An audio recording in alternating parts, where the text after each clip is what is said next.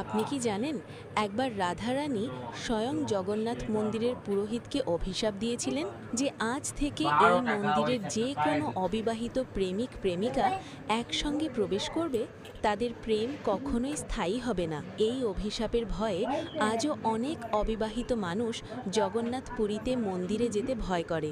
কথিত আছে, ত্রেতা যুগে রাধারানী, যিনি শ্রীকৃষ্ণের প্রিয়তমা হিসাবে পরিচিত, একবার পরম ভক্তি ও গভীর প্রেম নিয়ে পুরীতে এসেছিলেন ভগবান শ্রীকৃষ্ণের জগন্নাথ রূপের দর্শন করতে।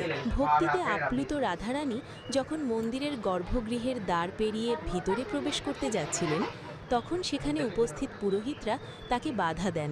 রাধারানী বিস্মিত হয়ে প্রশ্ন করেন, আমাকে কেন আটকানো হচ্ছে? পুরোহিতরা উত্তরে বলেন, আপনি শ্রীকৃষ্ণের প্রেমিকা, কিন্তু তার বৈধ বিবাহিতা স্ত্রী নন।